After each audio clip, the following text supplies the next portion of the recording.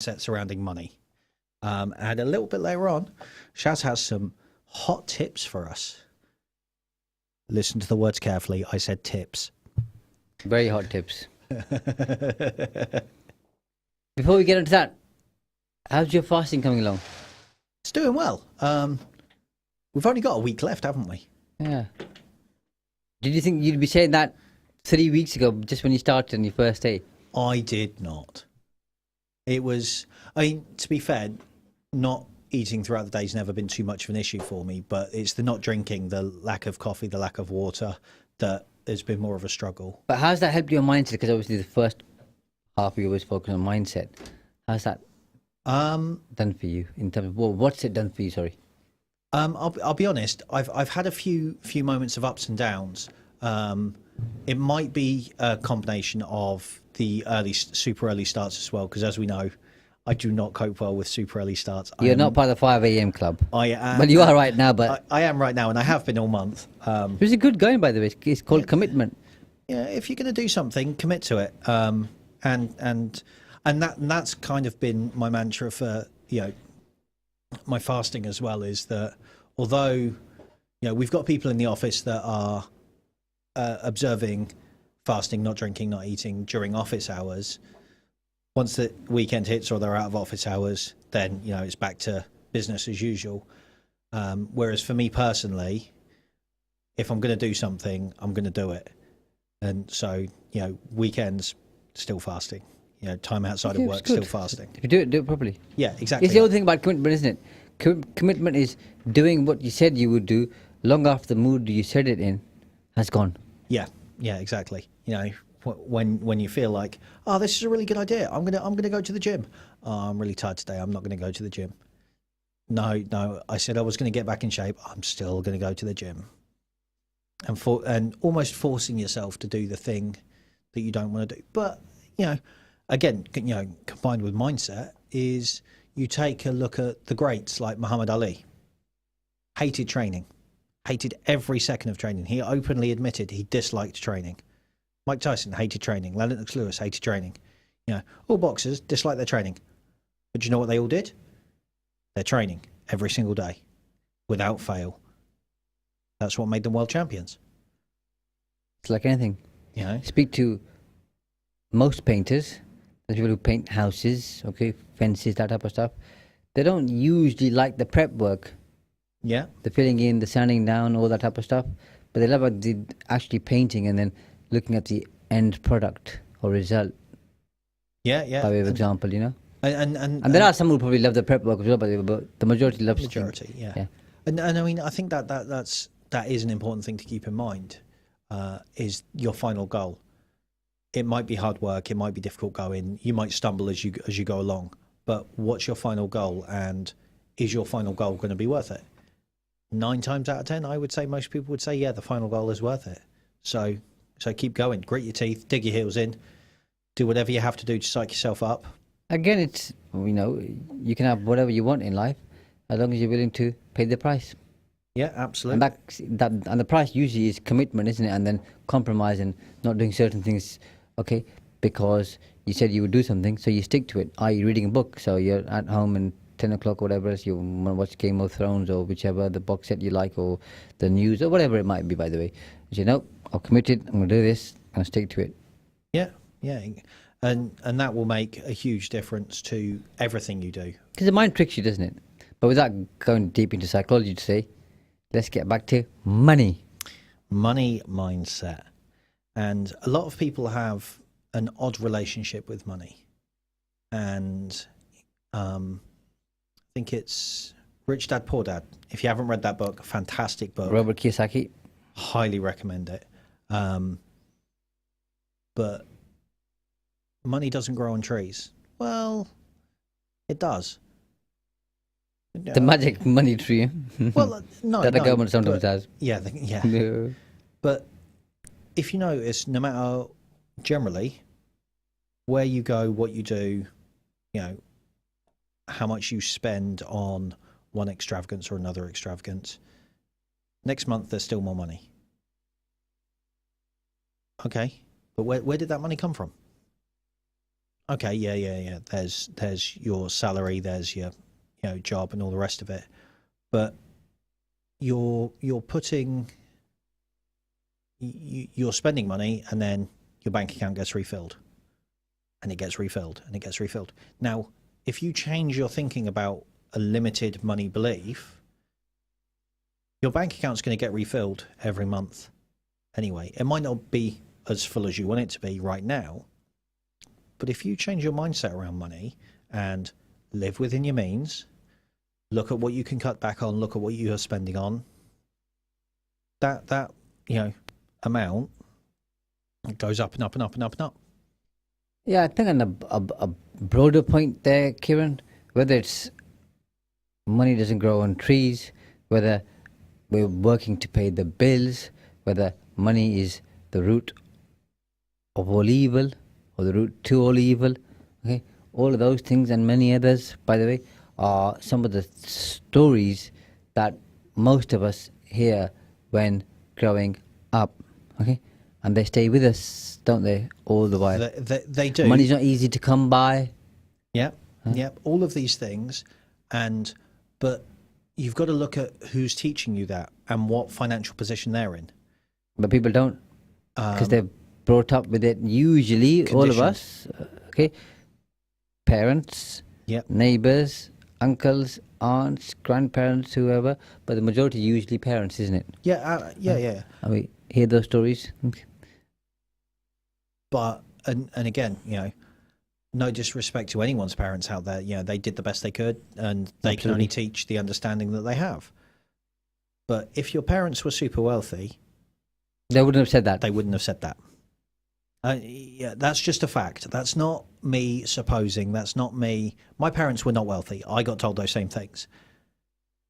But I can tell you for a fact, wealthy parents do not say that to their children. They do not have that limiting mindset about money. Yeah, so then it obviously builds an aversion in people's mind. And also linked with that usually is if somebody's well off, quite often or sometimes, people will say, well, they made money quite easily, must be doing something bad. Yep. Okay? Or people who have lots of money are bad people. They take advantage of others and so on and so forth. Do you see what I'm saying? I'll look at that 19-year-old that's driving a flash car. Yeah. Either it's parents' money. It must be parents' money. You must have wealthy parents. What a spoiled brat. Or it's, I wonder what dodgy things he sold. Illegal activity, yeah. What illegal activity he took part in to get the money to pay for that. And not necessarily true at all. But the main important thing here really is, again, talking about mindset, none of our business. Unless they're doing something illegal, which we know about, where we have a duty to report. Oh, absolutely. Yeah, different. Yes, that's different. That's different. Yeah. That's not. Yeah, but we're just focusing on mindset. Yeah, exactly that. And so within that, you've got, the money coming in, the money going out.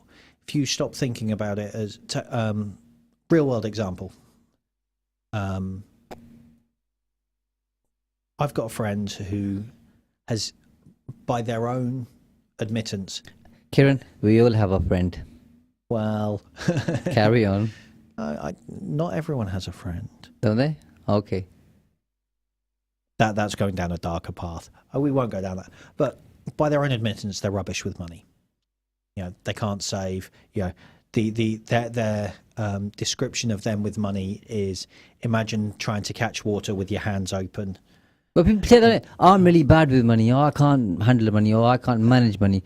Again, it's that programming in your mind, or to your mind, where you're saying, I've got some aversion to this, I'm really bad. Did that make sense? But once every other week, once a month, I generally do a check-in with them, just to see how things are getting on, because I was invested in helping them sort things out.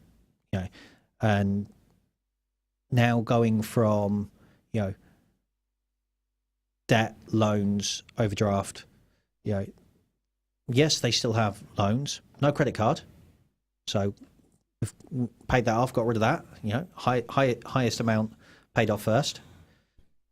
And gradually, it's going to take them another year, 18 months to get out of their overdraft. And it's not a large overdraft, but it's about doing it in small steps, one step at a time, just gradually changing that mindset, gradually moving away, gradually adding to it, gradually. And it's not limited their life at all. It's not changed really the way they live their life. All that's changed is that every month, every 2 weeks, something like that, we have a quick catch up. How are finances going? How are you set? And because they're looking at it more, and that, I think that's one of the key points, is they're seeing it more. Because they're seeing it more, they're taking more affirmative action. Because they're taking affirmative action, it's something that's on their mind. So because it's on their mind, they're doing something about it. Because they're doing something about it, it's building habit. And that habit is building consistency. And that consistency is going to serve them well in the long run. Yeah, this is coming back to the earlier point about the stories or the mindset that we have. You either tell people stories, Yep.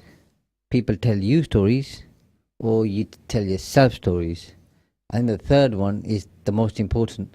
What story are you telling yourself on a regular basis about anything to do with mindset? Okay, it's too hard, it's too difficult, I'm not good with it, I can't do it. It's always been tough, and it was tough for my parents and my grandparents and whatever other reasons, excuses that we have. Okay, and the thing about money is, and it's important for people to notice and note if they haven't already. Money doesn't have a conscience. No. Money doesn't talk. Money doesn't eat. Money doesn't walk. What money does is moves from one person to another. Money doesn't care if you're a good human or a bad human. It doesn't, because if it did, then all the good human beings would have lots of money, and all the bad ones that, okay, wouldn't. So all the ones who are, as we said earlier, doing illegal activity, whether they're selling drugs, people trafficking, whether they are selling arms, nuclear weapons, all of that type of stuff, which most people obviously agree with shouldn't be sold, all of those things, okay, those people would have no money. If only that was the world we lived in. But does that make sense? Yeah. And then people say, you got to work hard to make money. Absolutely. Hard work is a good ethic. But if you look at the people who work the hardest in the world, generally speaking, I think people would agree that they don't always tend to get paid the most. And I think some people would say that if you look at developing countries, people tend to work harder because it's more manual labor. Yeah. Okay, but as in physical hard work, I'm talking about here, not mental hard work. And I think they don't get paid the most. So I also think there's a common. I'm gonna say misconception, because I do see it differently to a lot of people, and I'll admit that. But there's like a meme that runs around all the socials every so often of a little toy man with a wheel that he spins around, and you put a 10p piece on it, and he spins around and he goes really, really fast. And then there's a slightly bigger one, which is your supervisor. You put a bit more money on to get that working, but it doesn't spin as fast. And then you get to the bigger one, even more money on to get it moving. And the whole analogy of it is, the higher up the chain you go, the more money you get, but the less work you do. I don't strictly believe that's true. no. Because I think, as an entrepreneur, as a business owner, you work harder than everyone else, because you don't switch off 24/7. If someone rings you at 11 o'clock at night and says, Shaz, we've got a problem, something's crashed, something's gone down, ultimately the buck stops with you. It's your responsibility. Man, there's two of the things that comes with that, as you know, Kieran. One obviously is the risk that you're taking when those doors open or close every morning, afternoon, evening, whatever your opening hours are. You're taking a certain amount of risk, and then it's the value that you're adding. Okay, that's more important. Okay? Yeah. Somebody gets paid £50,000 a year compared to somebody gets paid £100,000 a year. They might not be doing the same hours, but the £100,000 person might be doing less hours. But are they adding more value with a certain amount of expertise that they have? But if they are, well, they're not to get paid more because they're delivering more value. And that's, like I say, that's a little misconception that I personally think a lot of people have, and it comes back to their beliefs around money. You're at the top of the tree, so you earn more money for doing less work. We ignore the 20-year overnight successes, and the other phrase that is oft banded around. Oh yeah, but it's easy for you. Is it? Is it really? Well, I shall tell you, sir. Walk a mile in my shoes and then tell me how easy it is. Of course. Then you'll be a mile away and you'll have my shoes. I'm not sure that was a good idea. But it's that kind of cliche story that we've all heard at some point, where someone calls a plumber, okay, and they fix their boiler, and they give a bill, let's just say for £100, all right, and the invoice says, £10 for the job, for the bits. yeah, and £90 for knowing where to hit it and how hard to hit it. Yeah. That's called experience, isn't it? Yeah, but that's not fair. But No, you come back to your earlier point. I think you made a good point with your friend, which is when you focus on things, because I've done this exercise a lot with people, obviously, being an accountant, you say, let's write stuff down and let's track and measure. And that's when they see how much money is being wasted or leaked, okay, on things that they don't need. Okay? And it also then helps them focus on how much they actually need and how much they want to have in the future to do the things that they want to do, or to retire, or to create a legacy for their children, or whatever they want. And there's a fantastic author called, there's an author called T. Harv Eker, who's got a fantastic book, and he talks about having jars. So you have different jars, compartments. Yeah. Okay, and then you put money in each compartment. So, for example, let's say you're earning £1,000 a week, and then you assign a certain amount you're going to spend on rent, and you live within your means on that, or for your mortgage, then on food, then on other things. Because then you say, okay, I've only got £1,000 a week, so I'm going to spend 20% on that on my accommodation. So therefore, I'm going to buy or rent or buy something that, okay, only takes up £200. But what people tend to do, and we're all guilty of this, by the way, is £1,000 is coming in, and we want that bigger place, which costs us £500 a week. And it doesn't work weekly, by the way. I'm just trying to simplify it. £500 a week. So now you've only got £500 left, and then the same happens with food, takeaways, restaurant, eating out, meeting friends, buying clothes, subscriptions, which, as you know, we're a subscription-based society nowadays. Everything's pretty much subscription-based. And it's all leaking out, and at the end of the month, there's more month left than there is the money. Yeah. So discipline. Yeah, there is. And I also think that people, and I mean, you can find this, this information, loads of places online. You need to split your salary down into X amount for savings, make sure that that's, save and never touch, Sant savings. There's, emergency fund saving, there's, living money, and then there's disposable income. I think right at the end, and the last. Yeah, different people have different percentages. And different people, like you say, different people have different percentages. But I personally find that a lot of people will look at that and go, well, if there's more month left at the end of the money, then at no point am I ever going to be able to get Sant savings. Save and never touch. That's not going to happen. So something we were discussing earlier, ironically, you have to, because and it's always wealthy gurus that will tell you save and never touch, save this much, do that, and that's all well and good if you can afford to do that. But if that's not the world you live in, if that is not an accurate portrayal of what you've got, you need to look at what you've got coming. You've got to take a more detailed analysis and actually track it and see where the leaks are, because you're not going to be able to split 25% of your salary straight off the bat into savings. For example, the average salary in the UK is £2,000 a month, average. Net, you mean? Yeah, net take home. So for £2,000 a month, the average rent is £850. So almost half of your salary before you even get started goes into rent. The average mortgage is around the same. So, okay, so bills, as we know, have gone up almost, I think it's 150% over the last year and a half. So, you could be paying £500-600 a month in bills.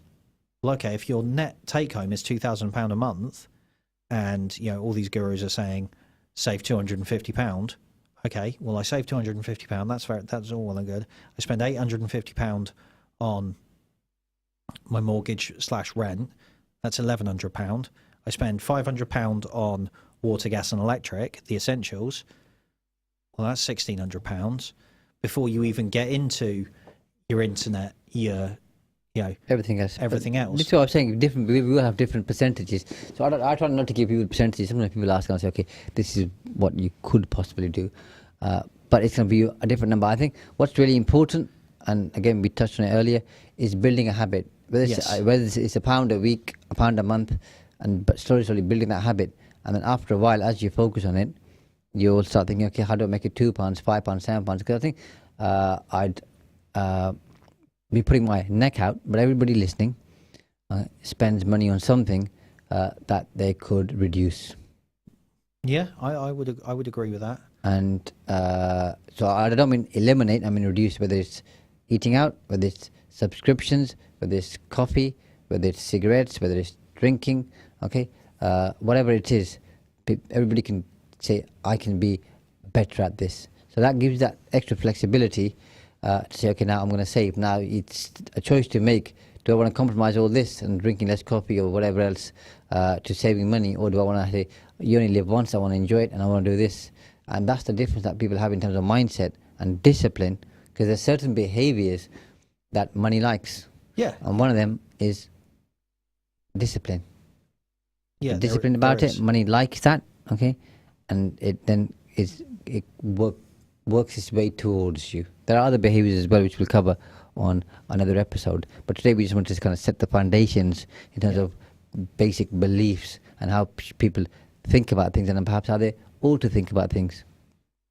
Going back to my friend who's gradually improving in their financial state, I look at my bank account almost every day. I can tell you exactly to the penny how much is left to go out before payday. And, we've got another, 10 days until payday. I know exactly how much money is going to go out between now and payday. Plus or minus, maybe £20 for, buying things that unaccounted for. Not many people I know can do that. And in the case of my friend, when we first started, it was very much a case of, okay, so what goes out of your account each month? Oh, I don't know. How can you not know? Okay, well, first things first, look at your account. Let's figure out how much is going out. The apps are there. They'll tell you. They're there to help you. Well, the first part of any appraisal is, let's look at the facts. Yeah. Where are we? And when people do, and this happens to me every time, by the way. So I'll clean up and kill all the subscriptions and everything else, and then do the exercise again.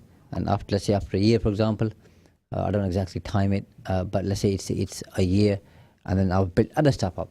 If I wasn't to, again, reduce, possibly eliminate those things, it would just add up, and a lot of people do that. And when they actually write stuff down, like we said earlier, wow, I'm wasting X amount every single month. Didn't even realize. Had I not done that over the last 5 years, I'd have had this much here. And subscriptions they don't even use anymore. Things that have gone by the wayside, but they've never cancelled it. They've never actually looked into their account and gone, oh, I don't use that. I don't use that. I don't use that. I don't. Oh, that's even if those are $5.99 subscriptions, $7.99 subscriptions. Yeah, that £8 a month subscriptions. It's £40 a month. Now, that's not huge, but it is significant over time. And right now, we're about to head into a break, so we will see you in about 4 minutes' time. Stay tuned to Salam Radio after this short ad break. At Master's Pharmacy, we put your health and convenience first. We offer free blood pressure checks and blister-packed medication. With our free same-day prescription delivery service, you can have your medication when you need it. We also offer travel vaccinations, including Hajj and Umrah, along with other services to meet all your pharmacy needs. For more information, contact Master's Pharmacy on 01733 567 208 or visit us at 303 Lincoln Road, PE1 2PH. इस साल पहली मर्तबा 4 मई के मकामी election में vote डालने के लिए तमाम रिहायशियों को अपनी तस्वीरी शनाख्त दिखाना लाजिम होगा। आपके पास शायद पहले किसी भी किस्म की तस्लीम शुदा तस्वीरी शनाख्त की दस्तावेज मौजूद हो सकती है, जैसे कि पासपोर्ट या ड्राइविंग लाइसेंस। लेकिन अगर नहीं है तो आप बिला मुआवजा वोटर आईडी के लिए पीटरबोरो सिटी काउंसिल की वेबसाइट पर दरख्वास्त जमा करवा सकते हैं, जिसे वोटर अथॉरिटी सर्टिफिकेट कहा जाता है। दरख्वास्त जमा कराने की आखिरी तारीख 25 अप्रैल है।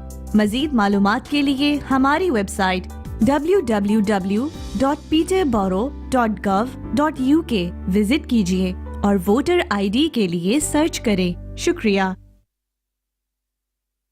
Masterminds Tuition Academy is for your high schoolers, your something to provers, your subject strugglers and keen learners, your brave jumpers and fist pumpers. Affordable personalised learning plans are delivered through our centres in schools across Peterborough. But not to worry, we also provide online and home visits with flexible timings. Whether it is maths, English, science or 11 plus, Masterminds is a must. Find us on all socials and visit our website mastermindstuitionacademy.com or call us on 07516 166 003. Masterminds, master the matrix. The holy month of togetherness and sharing is upon us. Bring your family together with Elephant Atta, the nation's favourite atta for over 60 years. This Ramadan, Elephant Atta is offering special discounts on medium and fine white chapati atta, available in convenient 10 and 25 kg bags. Make this Ramadan one to remember with Elephant Atta. Satisfy your cravings at Ibrahimi Buffet Restaurant. Enjoy a tantalising variety of Chinese, Italian, Pakistani and comfort food favourites, from starters to desserts. Kids under 5 dine for free, so bring the whole family to our location at 63 Sycamore Avenue. Open every day from 5 p.m. till 10:30 p.m. Call us on 01733 313131 or book online to reserve your table. Ibrahimi-restaurant.co.uk. Every bite is a delight at Ibrahimi Buffet Restaurant. You could be driving, you might be cooking, you could even be working. But whatever you're doing, you're also listening to Salam Radio. And if you're in business, your potential new customers could be listening too. So talk to them and let them know what you have to offer. Advertising on Salam Radio is affordable and effective. And by doing so, you're also supporting this valuable and important voice within the community. Right now, there are special Ramadan advertising offers available too. Call 07866 319 679 or find Salam Radio online and across social media. Salam Radio wishes all of our community Ramadan Mubarak. Assalamu alaikum and welcome back to the Property Wise Property Show. I'm your host, Kieron Bateman, and I'm sat here with Shaz Nawaz. The young, the indomitable, the amazing, the well-dressed. You're in a good mood, aren't you? Who are you talking about, by the way?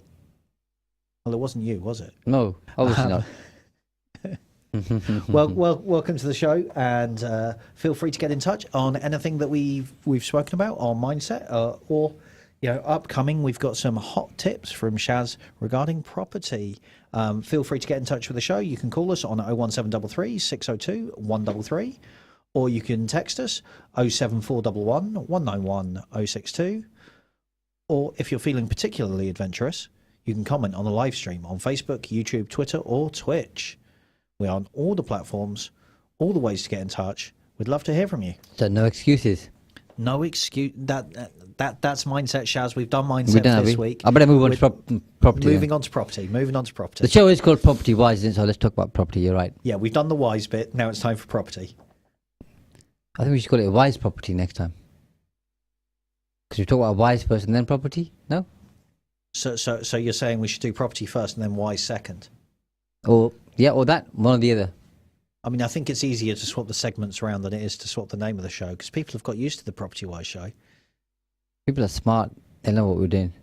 And they'll agree with it, I think. They might call in and let us know what you think. Yeah. Do you prefer Property Wise or wise property. But What's the difference? a wise property slightly older. Okay. And more experienced. Yeah. And can be a good mentor. But it hasn't been around the block because, you know, property, very, It's fixed, yeah? very fixed. Well, you hope it's not been on the block. So, hot property tips for us this week. I've got loads of them. First Okay. one, I think a lot of people want to get started in property. Generally tend to think about buying houses, and because that's just the way that they've seen things happen. And houses, again, I'm generalizing here because every area is different, but let's compare apples for apples. In any area, similar area, okay? So a suburb of an area, Yep. rather than focusing on houses, focus on flats. Because generally speaking, flats are cheaper. Generally speaking, easier to rent, or you can rent them quicker, and they have a better return on investment. So they give you a better yield. So why? Let's talk about Peterborough. I haven't got the figures in front of me, but let's just make it an example. Let's say an average house here, 3-bedroom house is £300,000.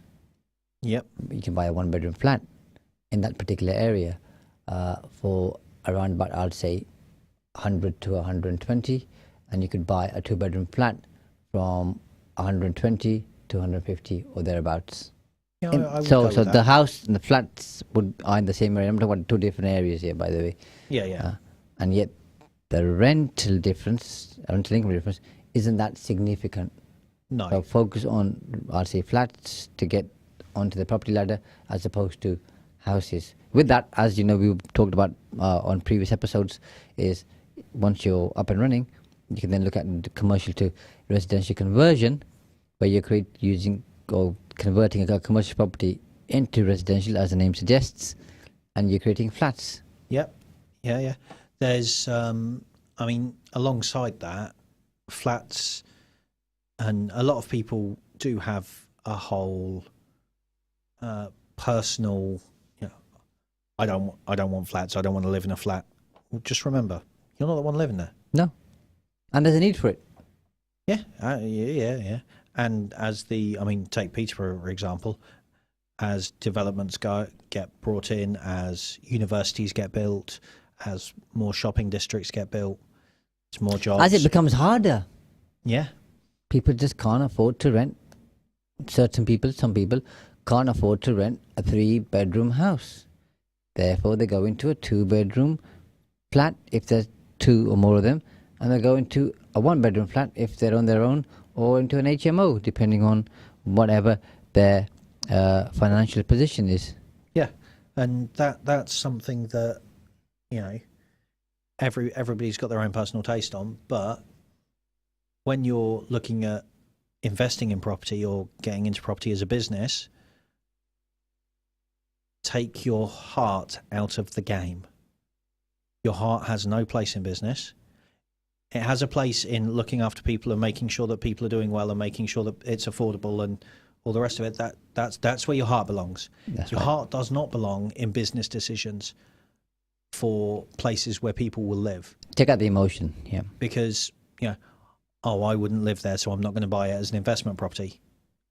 Oh, okay, but somebody will live there because it's on the market. It works for them, yeah. It works for them.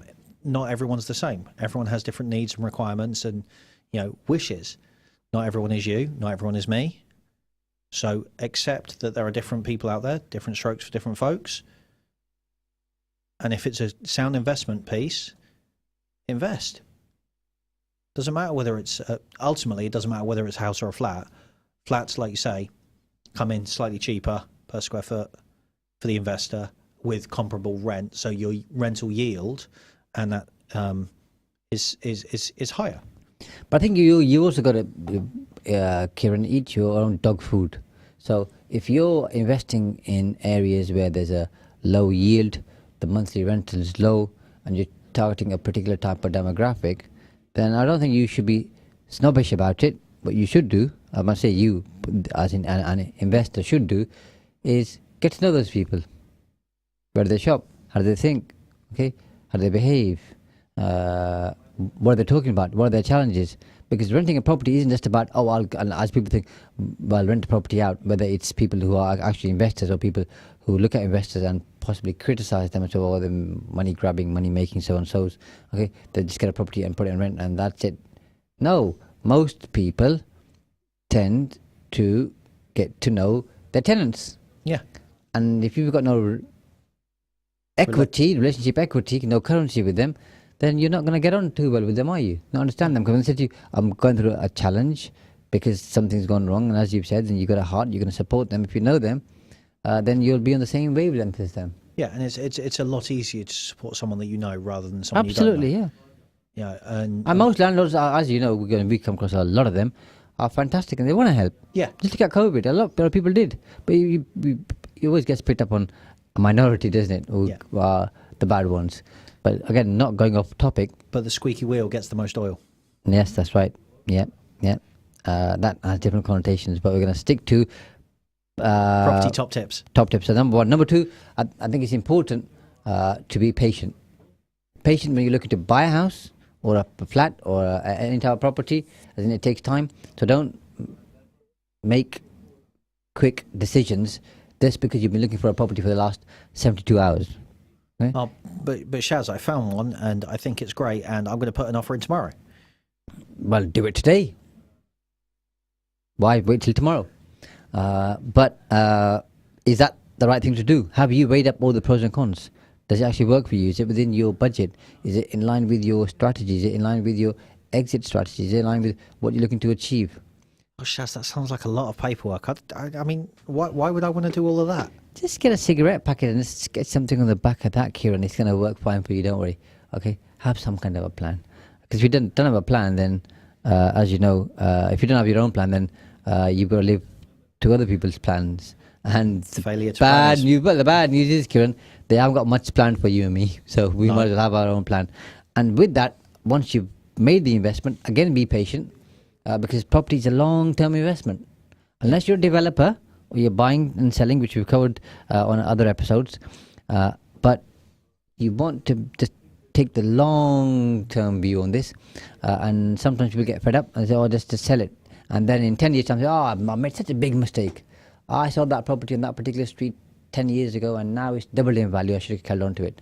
But there's not a lot you can do about it now. So I think just take your time buying. Once you've got it, sit on it, and unless you find a better investment, I'd say to just take the long view on this.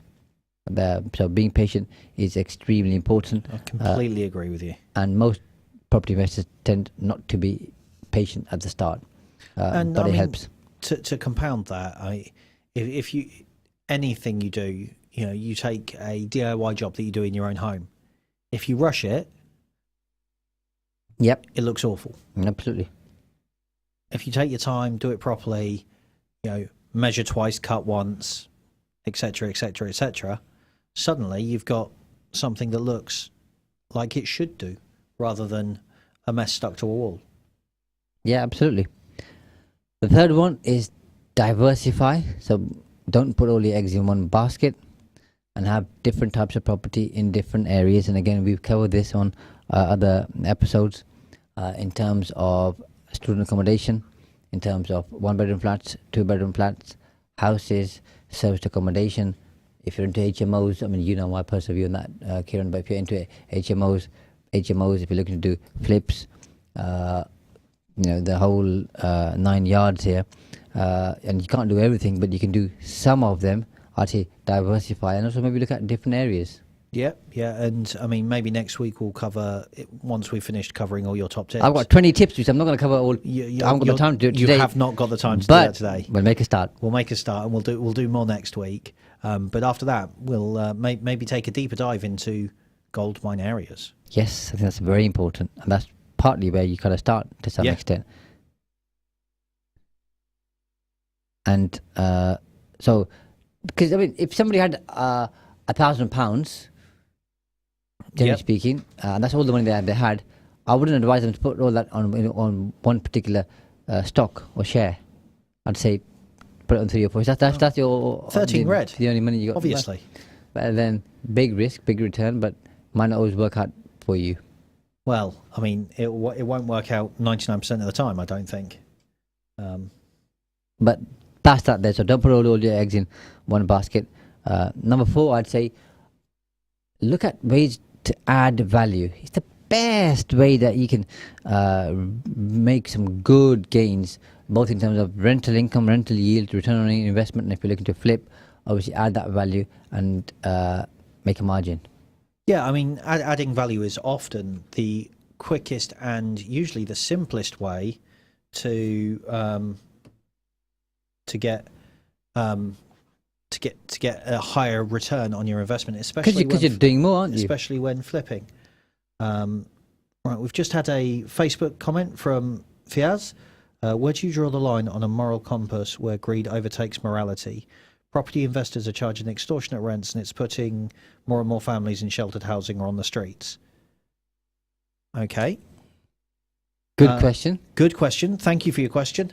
I would say that in general, and this is just my experience, property investors don't set the price. The market sets the price. And when I say the market, I mean the government.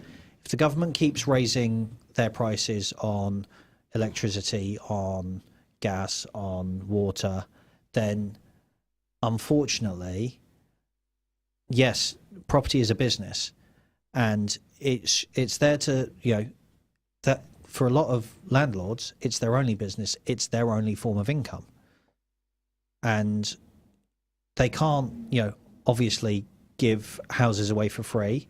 And some of them, in a lot of I do know property investors that break even. They cover their costs, the gas, the electric, the maintenance, and they're not actually making a huge amount of money. Now, like we said earlier, there are the few bad ones that make the most noise, that people hear about more often, that are making, more money than is possible, and they're making their tenants pay for it. But that in my experience is a very, very, very, very, very small minority.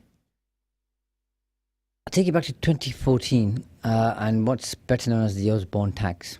Yep. So George Osborne introduced quite a few different measures targeting landlords, whether it's stamp duty, land tax, wear and tear relief, Section 24, where you're unable to claim all of your finance Interest costs if yeah. you become a higher rate taxpayer, and many others, by the way. And at that time, I was saying that this is going to cause landlords to increase their prices, because otherwise it's not going to be viable for them. And so you're right, sort of thing. Regulation there causes people to increase their prices, because if they don't, then either they need to evict their tenant and sell the house, or go bankrupt because they can't afford to keep up payments. And as you've said, the current market system that we live in, pretty much is a free market system. Unregulated when it comes to housing, in terms of rents.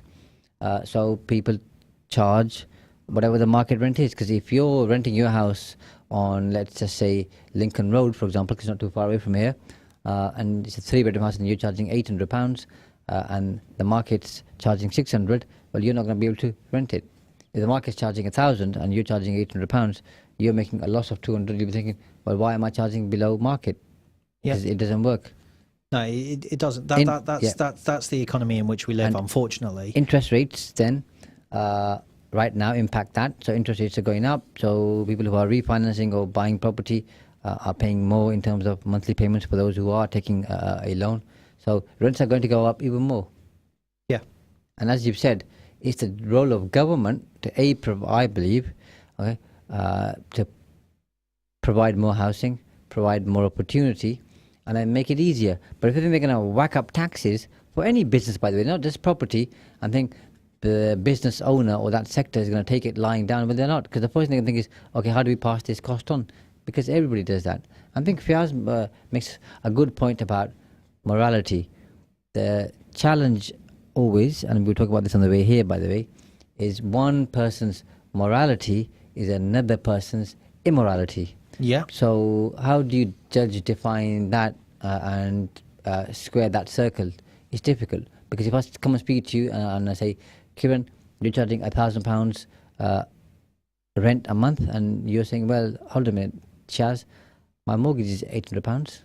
I've then got house insurance, okay? Landlord's insurance, liabilities. Yeah.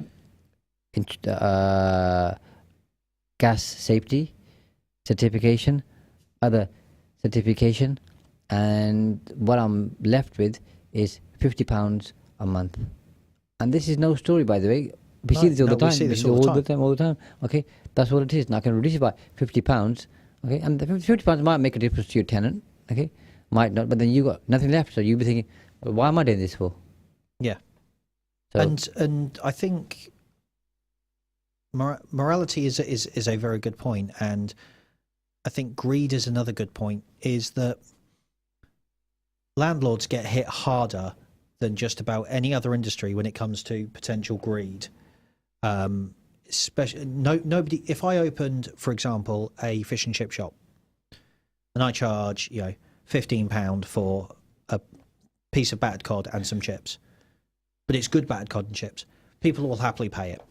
Now my profit margin could be 70% there, and I could be and I'm open 7 days a week. I'm open from midday lunch through to 7 p.m. dinner, and I'm making all the money that I can, making hay while the sun shines. Nobody brings up small business owners like that, saying, "Well, they're making too much money." Nobody equates that connection with that, because it's not public knowledge, if you know what I mean. And the same with shop owners, commercial business owners, all of these people, there are businesses out there making far more than most landlords.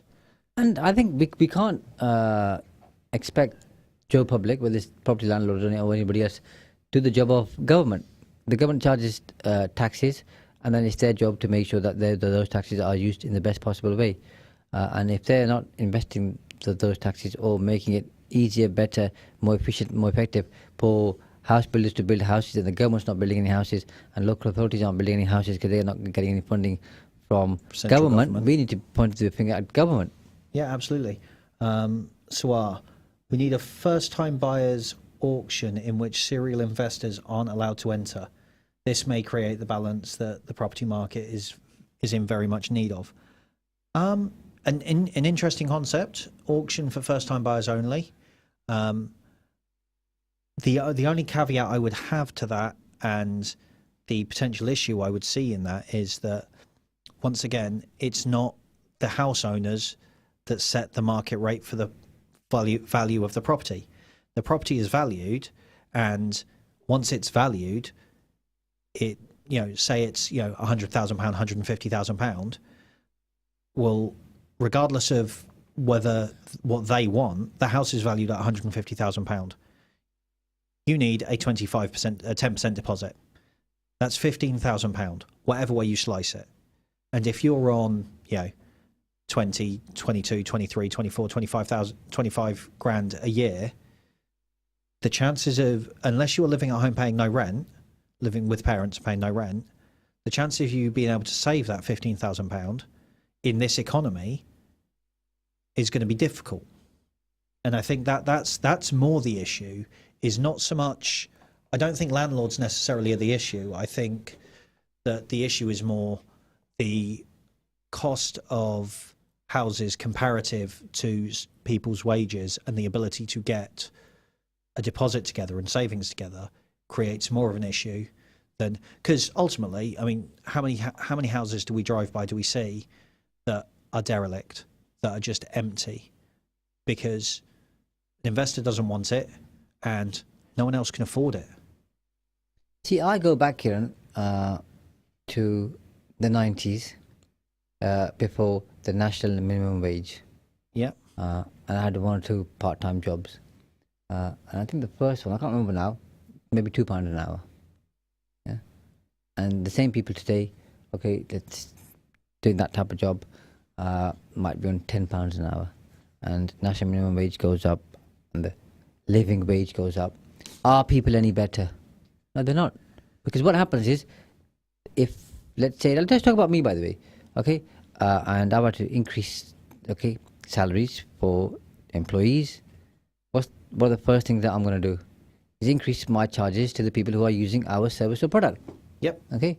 Now, the people buying, okay, whether they are B2B, business to business or business to consumer, okay, now has to pay more for my goods or service, so on and so forth. So it becomes like it's like a circular economy. Problem. People end up where they are. So people, when national minimum wage was 40% lower than today, were people better off are people better off today than they were then? The answer is no, isn't it? If you look at the statistics, Well, I'm trying to simplify. There's other reasons to it, but does that make sense? So I think with what the question here is, it's a good question.